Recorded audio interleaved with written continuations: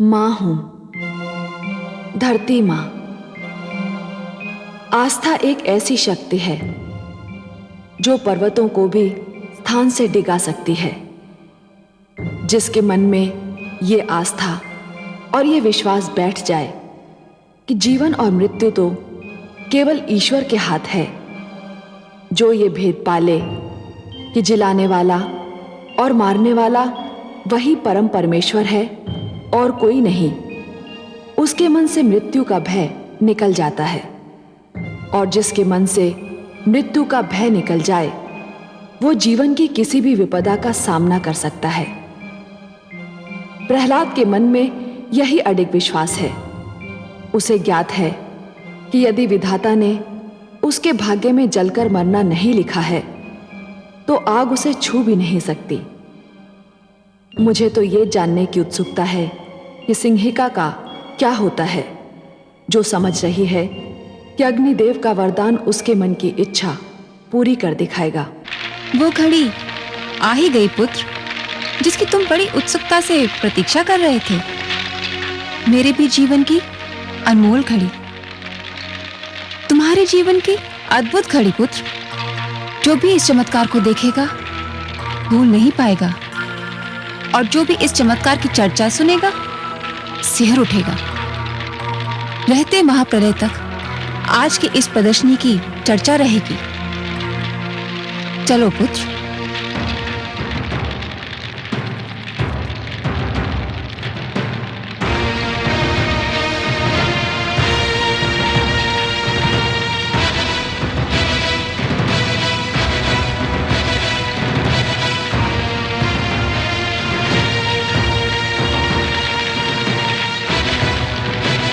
ओम नमो भगवते वासुदेवाय।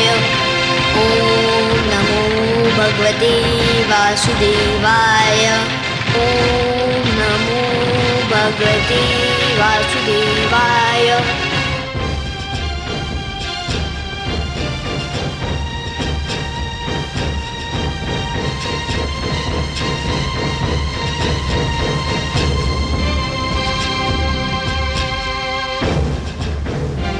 सर्वेश्वर, सर्वेश्वर,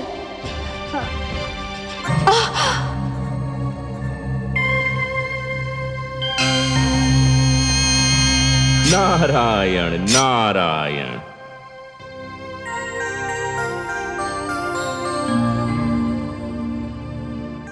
हे देवर्षि, पुत्र प्रहलाद अग्नि में प्रवेश करने जा रहा है। ये देखकर मैं आपके नारायण को सावधान करने गई तो वो स्वयं अग्नि में तप रहे हैं, मानो उनके शरीर से ज्वालाएं निकल रही हैं। आप बहुत दयालु हैं माते, ममता का भंडार है। प्रहलाद के स्नेह ने तो आपको सब कुछ भुला दिया। क्या भुला दिया? यही माते कि इस अवस्था में आपको इन्हें छूना नहीं चाहिए था। आपको तो याद ही होगा माते, इसी प्रकार इसी अवस्था में एक बार कयाधु ने पुत्र प्रहलाद को छू लिया था। उसके तो हाथ भी जल गए थे। हाँ, मैं तो सचमुच व्याकुलता में भूल ही गई थी। माते, पुत्र प्रहलाद को जो मैंने योग ज्ञान दिया था वह मेरे नारायण की ही तो देन थी। जब उसे इस अवस्था में कोई नहीं छू सकता तो मेरे नारायण तो योगेश्वर हैं, योग का स्रोत है, योग का आधार है, योग के आदि और अंत हैं, स्वयं योग हैं। इस अवस्था में तो आपके अतिरिक्त उनके कोई निकट भी नहीं पहुंच सकता। परंतु हे देवर्षि, मैं तो इनको प्रहलाद पर आए संकट के विषय में बताना चाहती थी। वही समस्या लेकर तो मैं भी आया था माते। मैं भी यही बताना चाहता था, परंतु नारायण को इस अवस्था में देखकर लगता है कि मुझे मेरी समस्या का समाधान मिल गया, मुझे मेरे प्रश्न का उत्तर मिल गया माते। मेरी तो सारी शंकाएं मिट गईं। नारायण नारायण।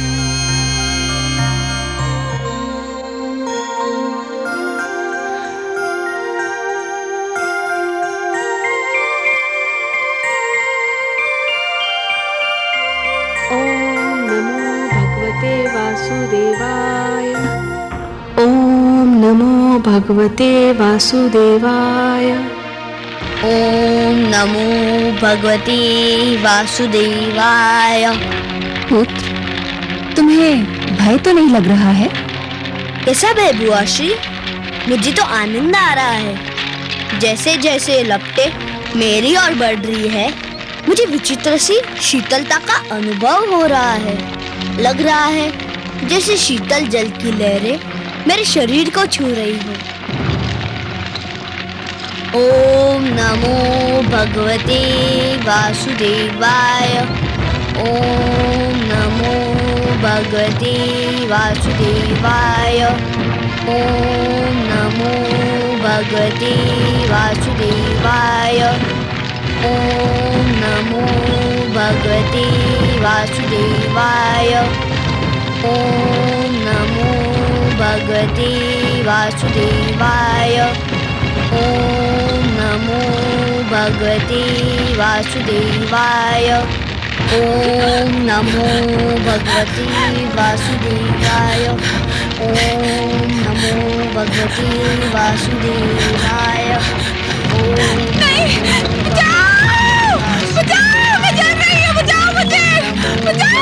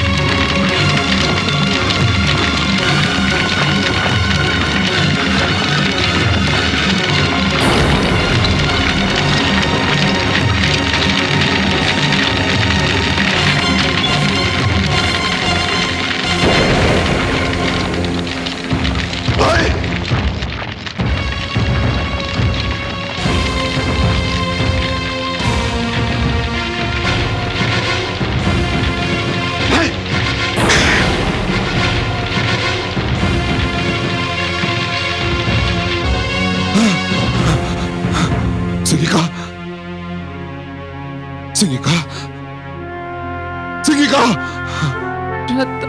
श्री प्रहलाद के विष्णु ने मुझे भस्म कर दिया। किंतु ये कैसे हुआ? तुम्हें तो अग्निदेव ने वरदान दिया था, ये कैसे हो गया? प्रहलाद की मायावी शक्तियों ने अग्निदेव के वरदान को मात दे दी। किसकी मंत्र की शक्ति के आगे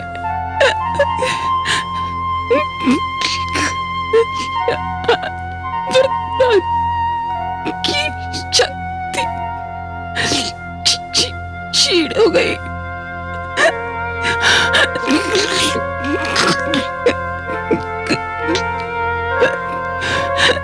उसको जीवित नहीं छोड़िएगा, जीवित नहीं छोड़िएगा। माताश्री हमको भी मार डालेगा। नहीं,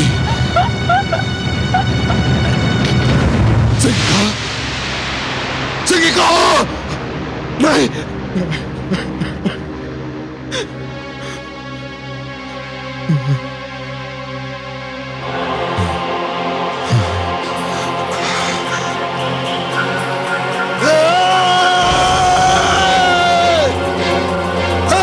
विष्णु,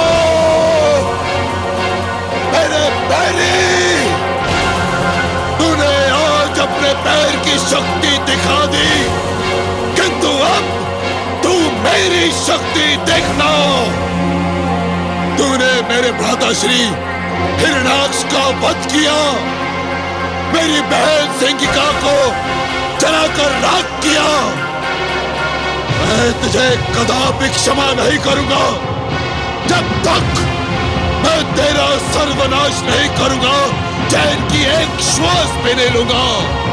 अब तू मेरे क्रोध के प्रकोप से बच नहीं सकता, सुना तूने?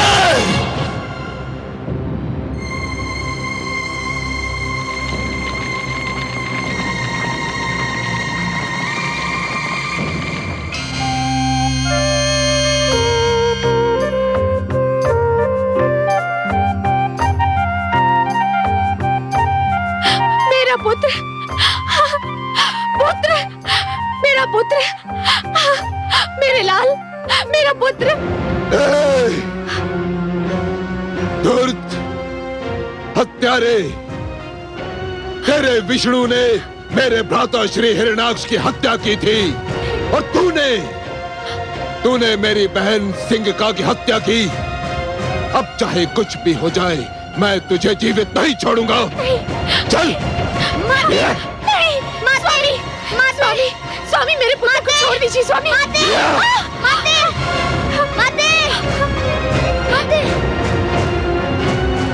मेरा पुत्र, मेरा पुत्र।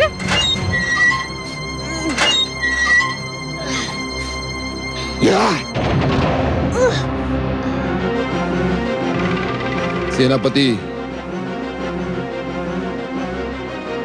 यदि इसे किसी ने भी भोजन अथवा जल दिया तो उसका वध कर दिया जाएगा। इसे कुछ नहीं मिलना चाहिए। सूर्य की किरण तक इसके समीप नहीं पहुंचनी चाहिए। यह अंधकार में ही जिएगा और अंधकार में ही अपना सिर पटक पटक कर अपने प्राण त्याग देगा।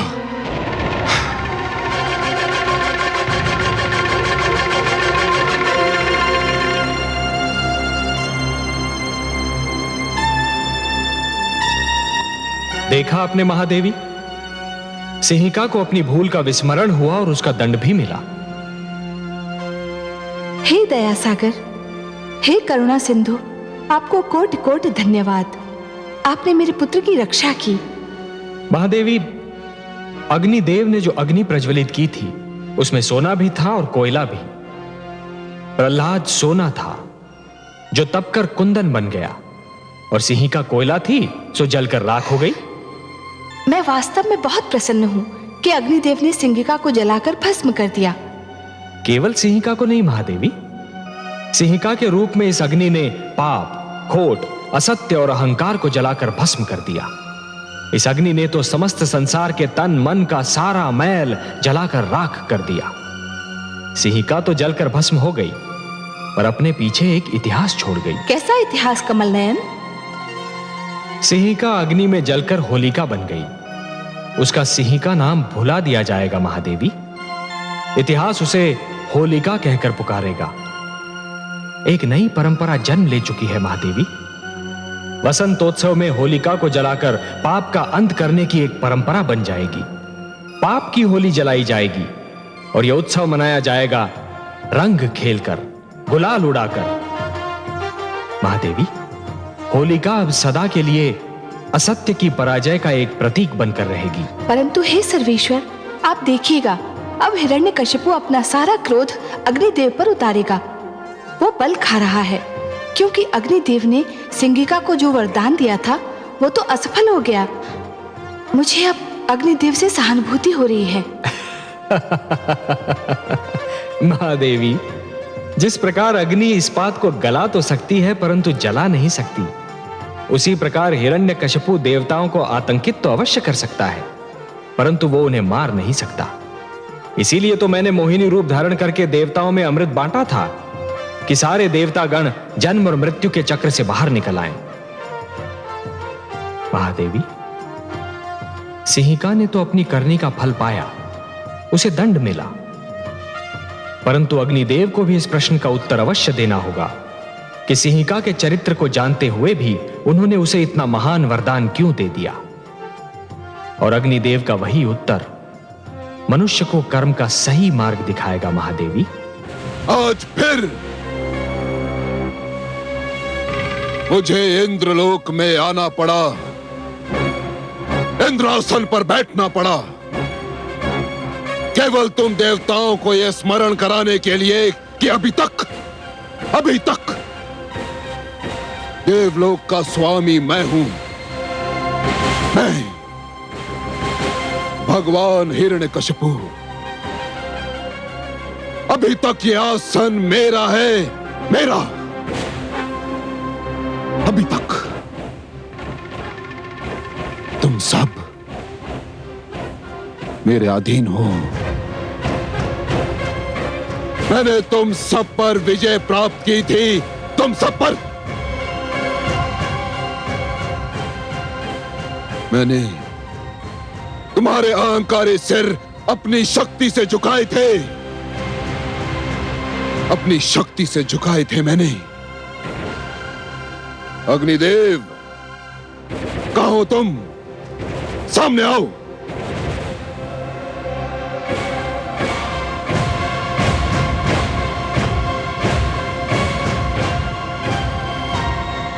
तुम स्वयं को देवता कहते हो, स्वयं को श्रेष्ठ समझते हो।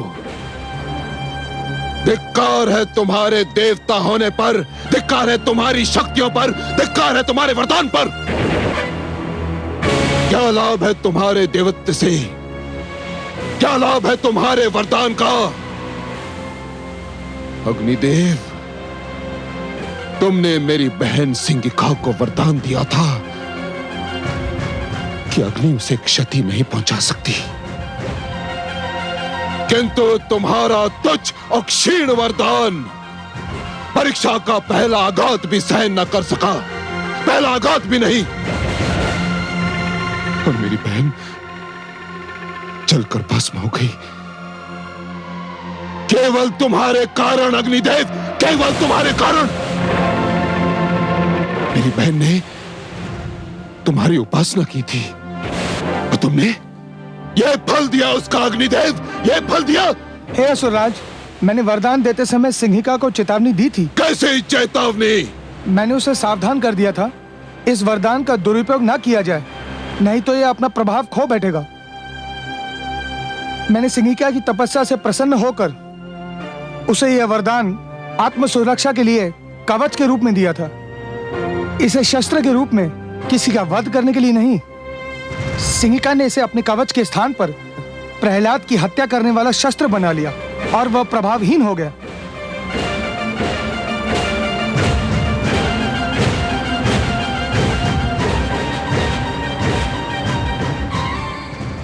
प्रभावहीन हो गया तुम्हारा वरदान। हाँ सुराज, वरदान किसी के लिए अपने सुख का कारण होना चाहिए, किसी और के दुख का कारण नहीं। और सिंहिका ने इस सत्य को भुला दिया, इसलिए वही हुआ जो होना था। इसमें मेरा कोई दोष नहीं और न मेरे दिए हुए वरदान का। असुरराज, छली हो तुम, कपटी हो तुम समस्त देवता, और सबसे बड़ा कपटी है तुम्हारा वो विष्णु। यदि उसने तुम सबको छल से अमृत न पिलाया होता तो अभी इसी घड़ी इसी स्थान पर तुम सबके सिर धड़ से अलग कर देता। सेनापति अश्वमित्र,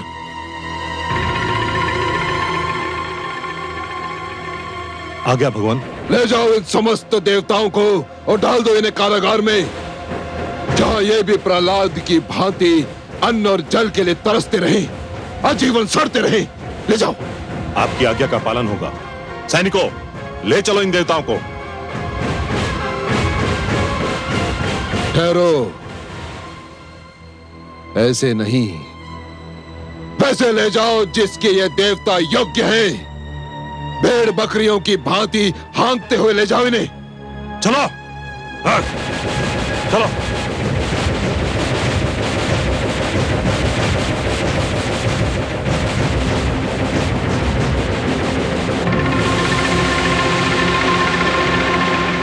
दुष्ट प्रहलाद ने तुम्हारी माता श्री, मेरी प्रियतमा, मेरी जीवन संगनी सिंगिका की हत्या कर दी।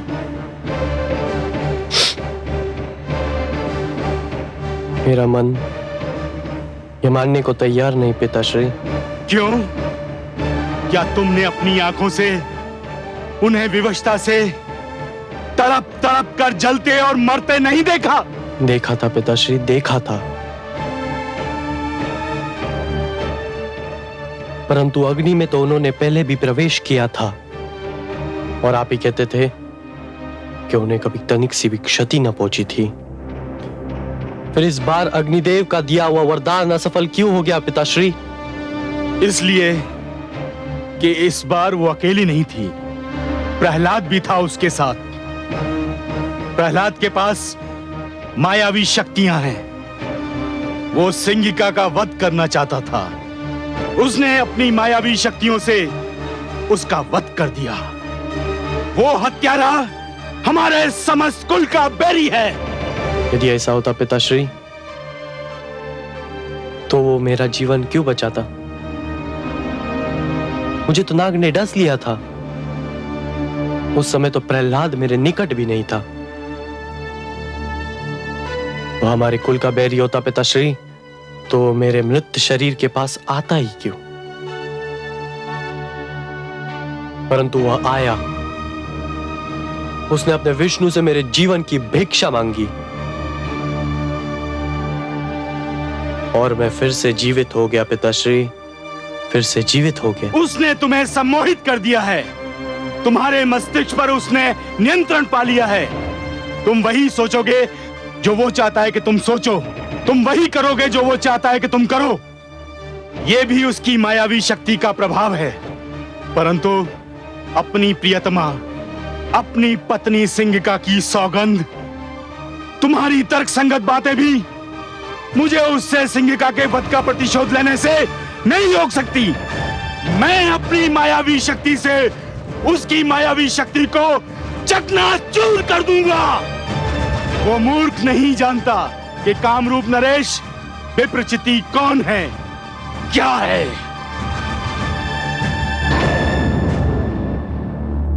पिताश्री, नारायण नारायण। स्वागत है देवर्षि, आपका स्वागत है। आज हमें कैसे स्मरण किया? आपका स्मरण तो मेरे जीवन का उद्देश्य है, मेरे जीवन का सर्वस्व है। मेरा जीवन ही है लक्ष्मी नारायण। मेरा और कार्य ही क्या है? आपका स्मरण करना और आपकी चर्चा। बताइए, क्या समाचार सुनाने आए हैं? सृष्टि का कौन सा भेद, कौन सा समाचार, कौन सा रहस्य आपसे छिपा है लक्ष्मी नारायण? मैं तो बस अपनी एक उलझन सुलझाने, अपने एक प्रश्न का उत्तर पूछने आपकी सेवा में उपस्थित हुआ हूं। तो पूछिए ना। हे लक्ष्मी नारायण, आप माया के स्रोत हैं, माया का भंडार हैं, माया के रचयिता हैं। फिर ये विप्रचित्ति किस मायावी शक्ति की बात कर रहा है?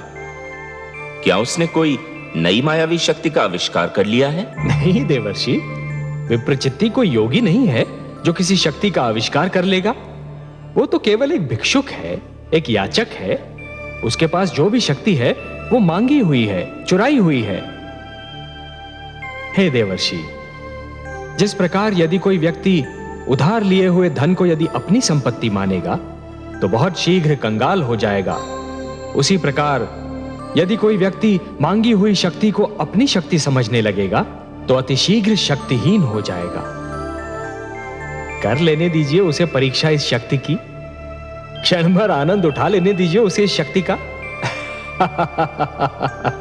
वो बेचारा क्या जाने कि जहां से उसे ये एक शक्ति मिली है वहां तो महान शक्तियों का भंडार है।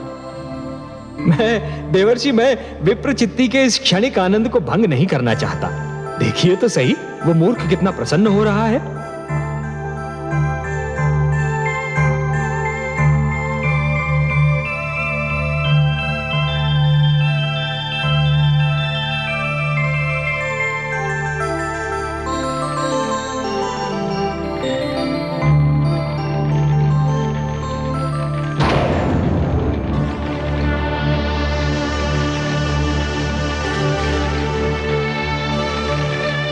फुफाश्री, आप? प्रणाम। मुझे बुआश्री की मृत्यु का बहुत दुख है। मैं स्वयं आपके पास शोक व्यक्त करने के लिए आना चाहता था, किंतु दुष्ट! तू मुझे भी अपने छल कपट में फांसना चाहता है, किंतु मैं तुझे ऐसी मृत्यु दूंगा जो तूने कभी सोची भी नहीं होगी। विष्णु ने तुझे अग्नि में जल मरने से तो बचा लिया, किंतु देखता हूं जल में डूब मरने से कैसे बचाएगा। हाँ।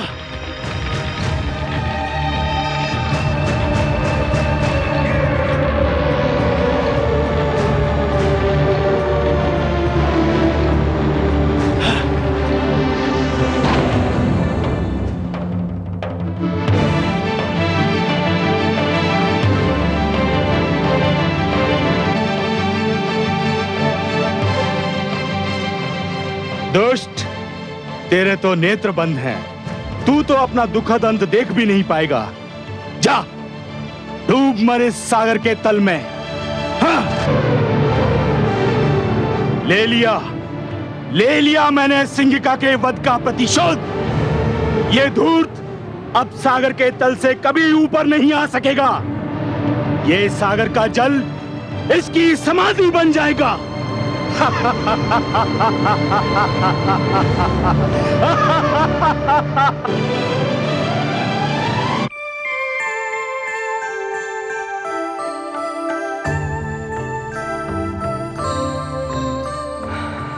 क्या हुआ कमल नयन? आपका पुत्र प्रहलाद ननिहाल की यात्रा पर निकला है महादेवी।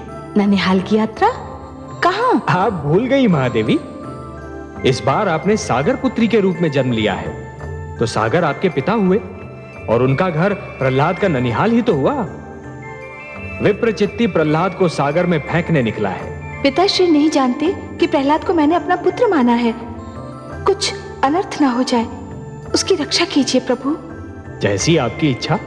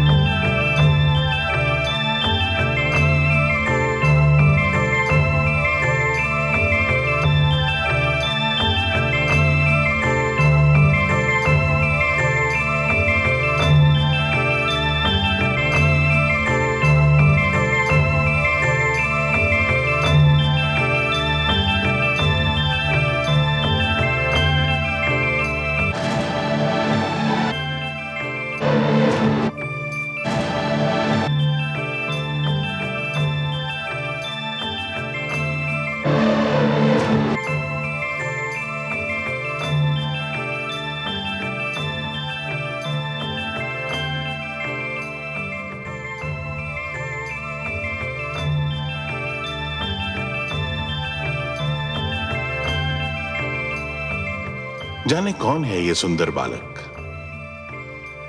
मुख पर इतना तेज कि आंखें नहीं ठहरती। कैसी मीठी निद्रा में सो रहा है वो। फिर उसे जगाकर पूछना भी तो उचित नहीं होगा ना। जाने कैसे सपने देख रहा होगा। किंतु ये कमल हमसे कह रहा है कि निश्चित इस मनमोहक बालक का संबंध हमारे जामाता श्री हरि विष्णु और पुत्री लक्ष्मी के साथ है। कमल, जो हमारे जामाता के हाथ की शोभा भी है, और पुत्री लक्ष्मी का आसन भी।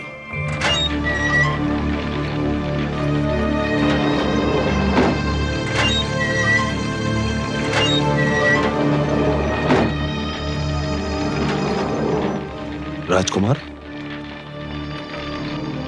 प्रहरियों, शीघ्र इधर आओ।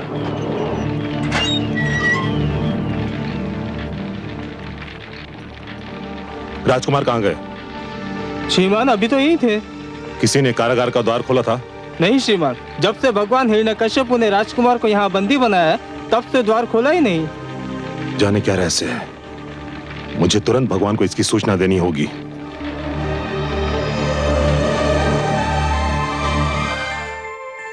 हे जनार्दन, इस समय आपका कमल कहाँ है? महादेवी, आपने अपने पुत्र प्रहलाद की रक्षा किए जाने की इच्छा प्रकट की थी ना? मैंने अपने कमल को उसकी शैया बना दिया। आपका पुत्र चैन से सो रहा है। मेरा पुत्र सकुशल तो है ना? महादेवी, जो सकुशल नहीं होते वो इतनी गहरी और मीठी नींद कहां सो पाते हैं? ऐसी निश्चिंत निद्रा तो केवल उन्हीं के भाग्य में होती है जो स्वयं को पूर्ण रूप से ईश्वर को समर्पित करते हैं। आप घबराइए नहीं, आपका पुत्र सकुशल है। विश्वेश्वर सत्य कह रहे हैं पुत्री। प्रणाम पिताश्री। प्रणाम हे सागर देवता। प्रणाम। मैं आपका स्वागत करता हूं। कमल को शैया बना देखकर ही मुझे अनुमान हो गया था कि उस पर सोए हुए बालक का संबंध अवश्य मेरे जामाता और पुत्री से होगा। बहुत गहरा संबंध है पिताश्री। प्रहलाद इनका भक्त है और मैंने उसे अपना पुत्र मान लिया है। तभी तो मैं सोच रहा था कि इतनी छोटी सी आयु में उसके मुख पर इतना तेज, इतना प्रताप कहां से आया। अब ज्ञात हुआ कि ये उसकी भक्ति भावना और तुम्हारे प्रेम का चमत्कार है। वो इस समय कहाँ है पिताश्री? अपने ननिहाल में है, नानी नाना के पास आया है। समस्त सागर संसार उसके अतिथि सत्कार में जुटा हुआ है।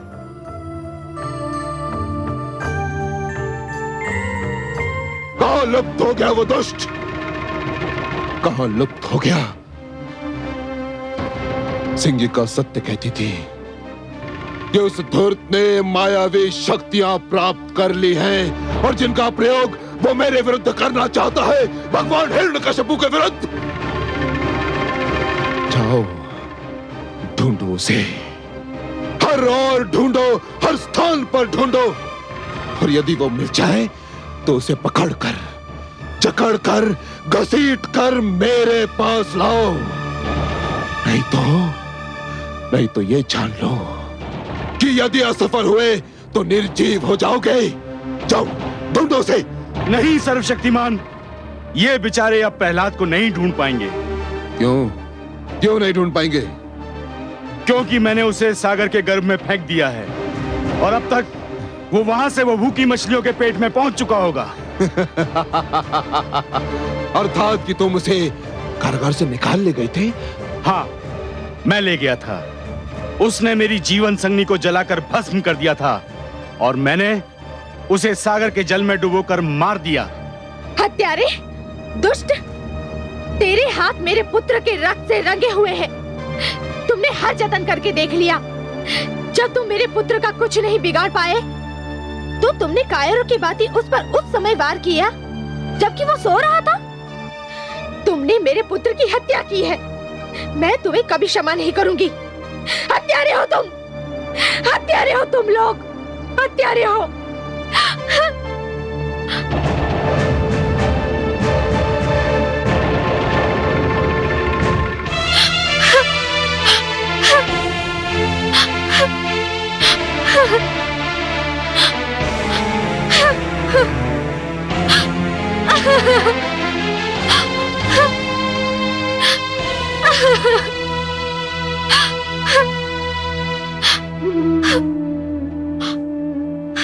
हे समुद्र देव, मैं आपसे अपना पुत्र वापस लूंगी।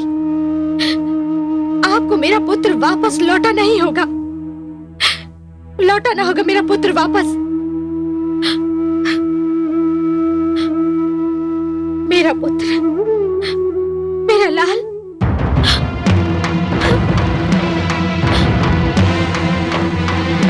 मेरा पुत्र, मेरा लाल।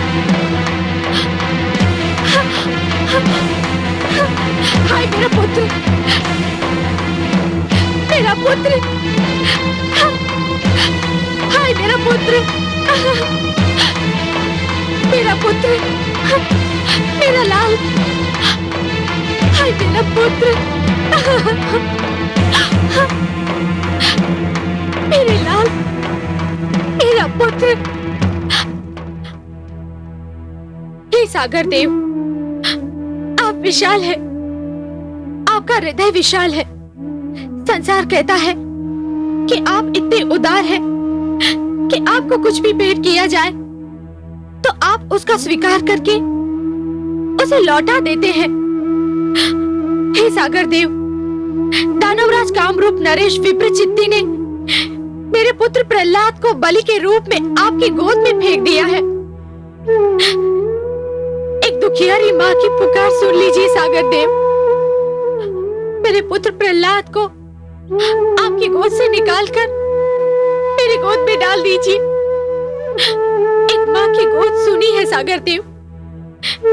एक माँ अपने पुत्र के जीवन की भीख मांग रही है। हे सागर देव, मुझे मेरा पुत्र लौटा दीजिए, मुझे मेरा पुत्र लौटा दीजिए, मुझे मेरा पुत्र लौटा दीजिए।